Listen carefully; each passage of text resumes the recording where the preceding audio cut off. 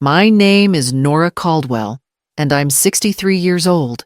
People in Charleston call me Steady Polite Code for invisible. I don't cause scenes. I don't make noise. But that night at the Harborfront Foundation Gala, all it took was one step to shatter that quiet reputation. The ballroom shimmered with chandeliers and laughter, everyone masked and shining. My daughter, Emma, had begged me to come. Just try not to stand out, Mom, she'd said. So I stayed near the edge of the crowd, holding a glass of red wine darker than the velvet drapes, pretending to belong. Then someone's heel caught the hem of my dress. The stumble was small, but the silence that followed was enormous. The glass slipped. The wine flew, and a crimson arc landed squarely on the silk costume of Vivian Rhodes, Emma's mother-in-law, Charleston royalty in diamonds and control. Gasps rippled through the room. Cameras flashed. I tried to speak, but Emma was already in front of me. Her mask glittered gold. Her eyes burned behind it. You've ruined everything. Get out now. The slap came sharp and hot, the sound swallowed by strings that stopped mid-note. For a heartbeat, even the chandeliers seemed to hold their breath. I set the empty glass on a passing tray and turned toward the doors, walking through the whispers and perfume without looking back. Outside, the air was heavy with salt and rain. Music swelled again behind me as if nothing had happened. I stood on the stone steps until the trembling in my hands stilled, until the noise became just another hum in the distance. In the reflection of the glass wall, I saw myself unmasked, silent, and entirely erased. The road home was quiet, except for the soft hum of my old Honda. Charleston's waterfront lights blurred in the mirror gold streaks, smudged by humidity and something heavier. I kept both hands on the wheel, afraid that if I loosened my grip even slightly, I might start shaking again. My apartment sat 20 minutes from downtown, in a quiet neighborhood that smelled faintly of pine and rain. The building was old but honest, no marble floors, no valet parking, just neighbors who waved when they saw you. Inside, the air was still. I slipped off my shoes and caught sight of myself in the hall mirror. My hair was flattened from the humidity, and there was a faint pink mark on my cheek where Emma's hand had been. I stared at it, the way you might study a scar. Something already part of you, even if it hadn't healed yet. On the kitchen table lay the invitation to the gala, glossy and embossed with gold. I'd kept it because Emma had sounded almost warm when she'd said, "Mom, you have to come. It'll mean a lot." I believed her. I always did. I hung my dress over a chair and tried to scrub the red stain at the cuff. The wine had dried into a dark bloom that wouldn't lift. I pressed harder until the fabric tore slightly. I set it down, exhausted, and sat in the dim light, watching the stain spread like it was alive. When Emma was little, I used to iron her school uniforms before work, smoothing each pleat until they looked perfect. Later, I pressed her first interview suit navy blue with silver buttons before driving her to the downtown office where she would meet the Rhodes family for the first time. That same night, she'd called me, breathless, saying how kind they were, how polished, how different. From then on, every dinner, every party, every celebration had fewer chairs, and mine was always the first one removed. I worked nights at the library, shelving books until midnight, saving for her tuition while she studied business administration. You don't understand that world, Mom, she'd told me once. Not cruelly, just as a fact. Maybe she was right. I didn't understand the world she wanted. I looked again at the torn sleeve, the stubborn red mark, the pale ring where the fabric had stretched under my thumb. It struck me that stains only spread when you keep trying to erase them.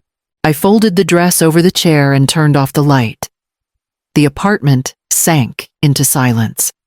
A silence that didn't feel peaceful, only final. By Monday morning, my phone wouldn't stop buzzing. I thought it was the library, maybe someone asking if I could sub a shift. But when I finally looked, the screen was flooded with messages from people I barely remembered. Is this you? I saw the video. Are you all right? I opened one link, and there it was, a shaky clip taken from across the ballroom. The caption read, "Elderly Guest Ruins Charity Gala." The video played in loops: the stumble, the spill, the red splash like blood across satin. Then Emma's hand, the sound of the slap. Someone gasped, then laughed. In the comments, strangers dissected every second. Probably drunk. Poor woman. But really, who brings her mother to an event like that? Others called Vivian a saint for handling it gracefully. I scrolled until my hands went numb. No one mentioned my name, but they didn't have to. Charleston was small enough that faces traveled faster than words. At noon, the Harborfront Foundation released a statement. Last weekend's incident was an unfortunate guest accident. The organization remains committed to transparency and to our annual auction, which will proceed as planned. There was no mention of me or of Emma, but that was the point. Silence was the cleanest erasure. I made tea and tried to focus on the warmth of the cup in my palms. The news anchor's voice drifted from the television, bright and professional, reading the same statement I'd already seen. When the segment ended, a lifestyle reporter smiled and called it a reminder that elegance is about composure. Vivian's photo flashed on screen beside the headline. Her smile looked effortless, like she'd never had to forgive a thing. I turned off the TV. The apartment felt smaller. Every sound too loud: the ticking of the clock, the faint hiss of the kettle. Emma hadn't called. Not that day, not the next, not even to ask if I was okay, or if the bruise on my cheek had faded. The last time we'd gone this long without speaking was after her wedding, when she'd told me she and her husband would need some time to adjust before visitors. I'd waited then. I was waiting now. But even I could tell the difference. This wasn't distance. It was agreement, her quiet way of saying I'd embarrassed her. And she intended to let the world believe it. 2 days passed before Emma finally called. The sound of her voice made my heart lift for a second until I heard how clipped it was. "Mom, I don't have much time," she began. "Please don't talk to anyone about the wine. The foundation can't afford more rumors. Reporters are already asking questions." Her tone was careful, rehearsed. She didn't ask how I was, or whether the bruise had healed. Only about the wine. "I haven't spoken to anyone," I said quietly. "I don't even know what rumors you mean." There was a pause. I could almost hear her eyes closing on the other end. "Just don't make things worse. Okay, please." For me, and then the line went dead. That night, I left the television on for company while folding laundry. The news anchor's voice broke through the static calm. Authorities are investigating reports of counterfeit donations circulating in several low-country charity events. The Harborfront Foundation has confirmed it is cooperating with officials. The screen flashed images of the ballroom I had just fled days earlier, those same chandeliers, that same crowd in masks. But this time the camera focused on the auction tables, the display of wines and paintings arranged like trophies. The reporter continued, cheerful but firm. Several high-value bottles are believed to be fraudulent. The source of the donations has not been publicly identified. The folded shirt slipped from my hands. My pulse started to hammer in my ears. I turned down the volume and sat still until the segment ended. My eyes drifted to the red stain on my dress sleeve, still hanging over the chair. It had darkened into something almost black, a shadow that refused to fade no matter how many times I'd tried to wash it. The next morning, I called the event office. pretending to ask about a coat I'd supposedly left behind. The woman on the phone sounded distracted, shuffling papers as she spoke. "Oh, Mrs. Caldwell, I remember you. The woman from the wine spill." "Right." She laughed nervously, then lowered her voice. "We're still sorting inventory from that night. A few of the wine lots came from your son-in-law's company. Didn't they? Rhodes Imports?" The room around me seemed to shrink. I wouldn't know. I managed. She hesitated. "Well, it's probably nothing. Just confusion with paperwork." After the call ended, I sat by the window, staring at the oak trees trembling in the coastal wind. It wasn't confusion. Not this time. Emma's urgency, Vivian's silence, the foundation's polished statement they weren't protecting me from gossip. They were protecting themselves. The stain on my sleeve wasn't a mistake. It was proof. By Thursday, the city had already moved on. The news cycle had shifted to storms on the coast, new restaurant openings, charity teas anything but the quiet scandal growing under Charleston's polished surface. I hadn't told anyone what I'd overheard, but the unease stayed with me like a weight beneath my ribs. That morning, I took the bus downtown and walked to the harborfront ballroom. The scent of lilies and cleaning polish still lingered in the air. A young coordinator sat behind the reception desk, typing fast. Her headset tilted to one side. "Excuse me," I said gently. "I think I may have left a brooch here the night of the gala. Silver, with a blue stone. It belonged to my mother." She looked relieved to have something ordinary to handle. "Of course. Let me check lost and found." She disappeared into the back office. While she was gone, my eyes drifted to the open folder on her desk, an auction catalog. The first page listed the donor's Rhodes Imports, appeared again and again, beside exclusive European wines, rare French vintages, estate reserves. Each bottle had a serial number and year printed beside it, but several numbers repeated, and 2 vintages were marked from the same year. An impossibility even to an amateur. The coordinator returned empty-handed. "I'm sorry, ma'am. Nothing matching that description." "That's all right," I murmured, forcing a smile. It was sentimental, that's all. Outside, the humidity wrapped around me like a damp shawl. I walked toward the library where I'd worked for most of my life, the one place where truth still existed on paper. In the rare wine and culinary section, Mr. Turner, an old colleague, still managed the archives. He raised his brows when I approached the counter with a photocopy of the catalog page. "Mind checking something for me?" I asked. "I'm curious about these labels." He adjusted his glasses and frowned at the sheet. "Half of these estates don't exist anymore," he said. And this one, he tapped a name, was never a French vineyard. It's Chilean. Someone rebranded it. By the time I left, the sky was bruising toward dusk. I stood on the library steps, catalog page trembling in my hand, the truth spreading through me like ink in water. The gala, the wine, the perfect smiles, every glittering surface hit a crack. My fall had only pulled the curtain back. I hadn't embarrassed them. I'd broken something real. The knock came just after sunset, when the light in my apartment turned the walls the color of old paper. I thought it was a delivery or a neighbor, until I heard the voice through the door. "Mom, it's me."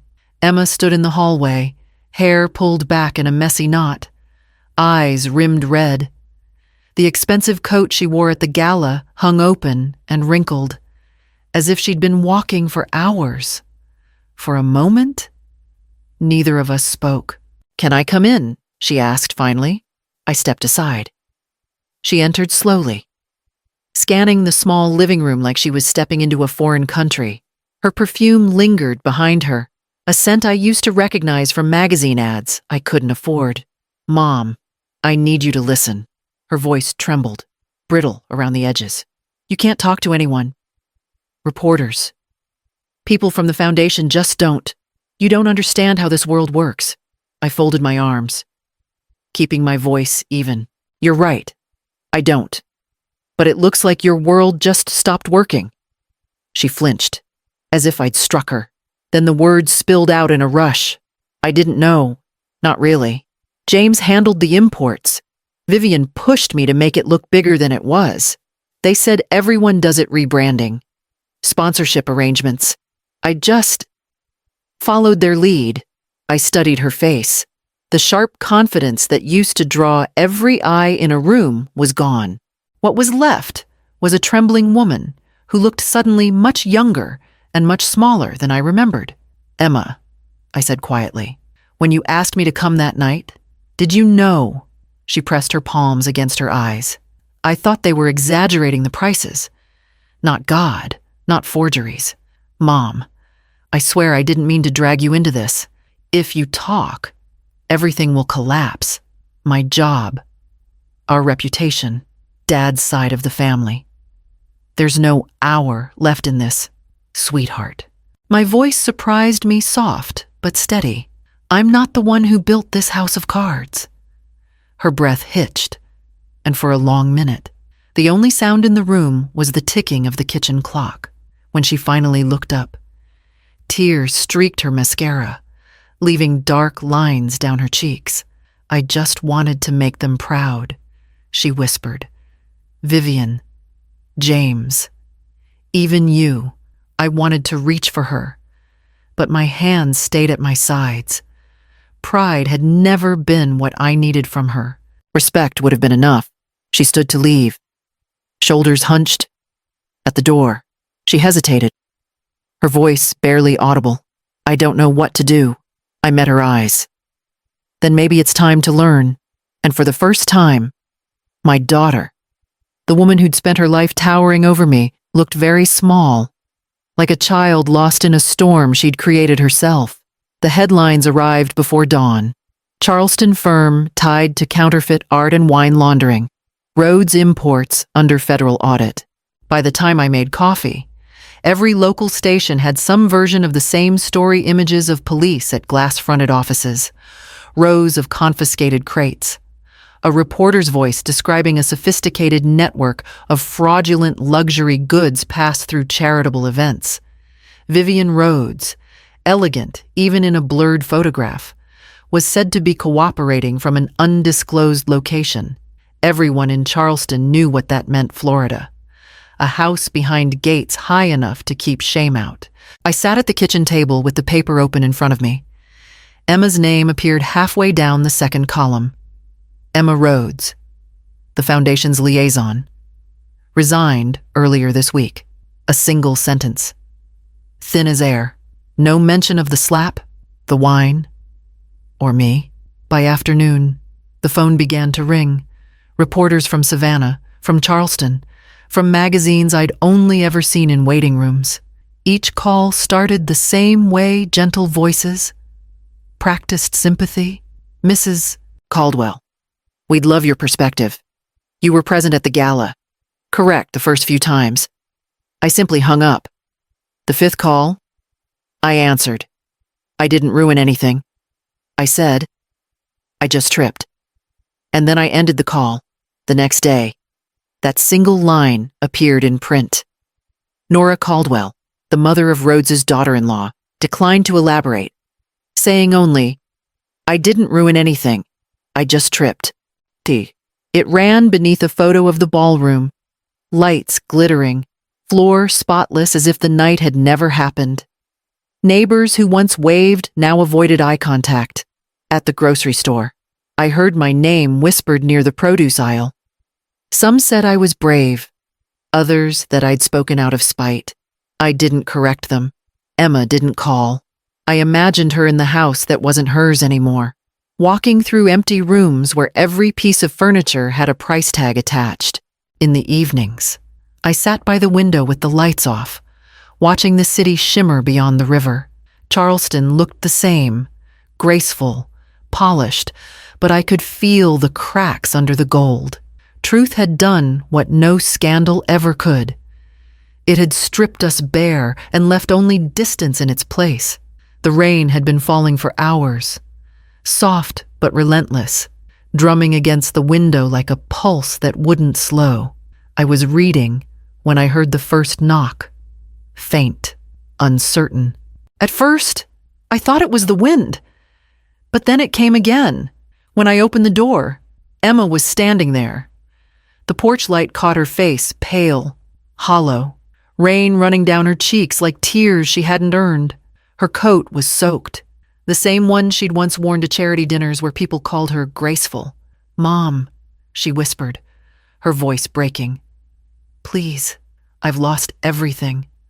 I have nowhere to go. I was wrong. Please forgive me." For a long time, I said nothing. The air between us smelled of wet pavement and regret. She looked smaller than I remembered, her shoulders bent under an invisible weight. I opened the door halfway, just enough for the light to fall across us both. The hand that had once trembled, holding a wine glass, now rested steady on the frame. "You slapped me for less than this," I said quietly. "You wanted to erase me. Now you're standing where I used to be." Her lips parted, but no words came. She was shivering, whether from the cold or from what she saw in my face. I couldn't tell. I stepped back, reached for a folded blanket from the armchair, and carried it to the door. "Here," I said, placing it on the chair outside. "You can rest for a while. It's dry under the awning." "Mom, please," I closed the door gently, before the rest could escape. Inside, the apartment felt impossibly quiet. I leaned against the door and listened to the rain blur the edges of everything sound. Memory. Guilt. Through the wood, I could still feel her presence, a faint warmth fading with each minute that passed. For the first time in months, my hands were completely still. Spring returned to Charleston as if nothing had happened. The streets along the harbor were bright again, the air carrying the smell of salt and jasmine. I walked them most mornings now, on my way to the little literacy center tucked behind St. Andrew's Church. The work was simple. I helped older women sound out letters, trace words with hands that had labored through decades of silence. They came in shy, leaving a little taller each week. It wasn't glamorous, but it was real quiet, steady, honest. Sometimes, when the sunlight fell just right through the classroom windows, I would catch my reflection in the glass and almost not recognize myself, not because I looked different, but because I finally looked whole, at home. My apartment had changed in small ways. I'd given away the torn dress, but the mask from the gala hung on the wall near the window. Its satin ribbon still bore a faint red mark that no amount of soap could remove. I kept it there as a reminder not of shame, but of what survived it. One afternoon, a woman at the center asked gently, "Do you still speak to your daughter?" I smiled. Not out of cruelty, but out of clarity. "No," I said. "Some lessons can't be unlearned." That night, I poured myself a small glass of wine. It wasn't vintage or imported. It came from a store on the corner, the kind you open without ceremony. I lifted it to the window, watching the city lights tremble in the reflection. The taste was sharp and real, nothing hidden, nothing gilded. Some stains never fade because forgiveness would only wash away the lesson. And if healing meant remembering, then maybe peace could sit quietly beside truth, like two people who had finally stopped pretending to be family.